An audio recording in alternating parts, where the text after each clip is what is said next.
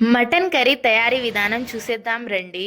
Bachelors కూడా ఈజీగా చేసుకునే మటన్ కర్రీ తయారీ విధానం చూసేద్దాం రండి. అండ్ నా దగ్గర పప్పు కుక్కర్ లేదు కాబట్టి నేను గిన్నెలో చేసుకుంటున్నా. మీ దగ్గర కుక్కర్ ఉంటే అందులోనే చేసుకోండి. ముందుగా ఉడికించుకోవాలి మటన్ని. తర్వాత ఒక గిన్నె తీసుకొని అందులో ఆయిల్ హీట్ చేసుకున్న తర్వాత ఇక్కడ కనిపిస్తున్న ఇంగ్రీడియంట్స్ అన్నీ వేసుకోవాలి.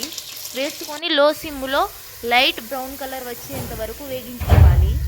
తర్వాత అల్లం వెల్లుల్లి పేస్ట్ని అందులో వేసుకోవాలి. ఇక్కడ టిప్ ఏంటంటే ముందుగానే అల్లం వెల్లుల్లి పేస్ట్ వేసుకుంటే నీసు వాసన అనేది రాకుండా ఉంటుంది.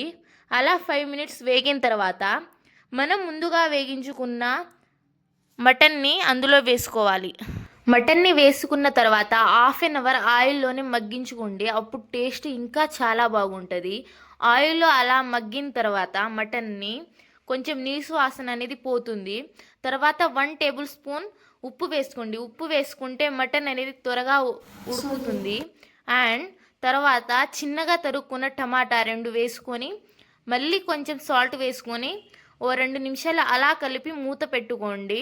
అది మగ్గిన తర్వాత టమాటా మగ్గిన తర్వాత కర్రీలో 1 టేబుల్ స్పూన్ పసుపు, 3 టేబుల్ స్పూన్ కారం వేసుకొని కొంచెం తిప్పండి. కారం ఎక్కువగా వేసుకుంటేనే కర్రీ టేస్ట్ అనేది బాగా వస్తుంది. అండ్ కారం తినని వాళ్ళు 2 టేబుల్ స్పూన్ అయినా వేసుకోండి, కర్రీ బాగా టేస్ట్ వస్తుంది. తర్వాత అందులో 1 గ్లాస్ ఆఫ్ వాటర్ వేసుకొని ఇందాక ఉడికించుకున్న వాటర్ వేసుకోండి. అందులో టేస్ట్ బాగా ఉంటుంది. అండ్ తర్వాత మూత పెట్టుకొని ఒక 10 మినిట్స్ మగ్గనివ్వండి. మగ్గనిచ్చిన తర్వాత అందులో 1 టేబుల్ స్పూన్ ధనియాల పొడి వేసి మళ్ళీ కలపండి. కలిపి 5 మినిట్స్ అలా ఉంచిన తర్వాత చికెన్ మసాలా వేసుకోండి. చికెన్ మసాలా వేసుకొని మళ్ళీ 5 మినిట్స్ అలాగే ఉంచండి. ఉంచిన తర్వాత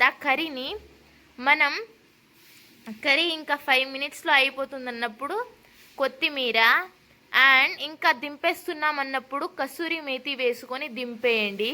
ఎంతో రుచికరమైన మటన్ కర్రీ అయిపోయింది. ఈ వీడియో కానీ మీకు నచ్చినట్టయితే నా యూట్యూబ్ ఛానల్ని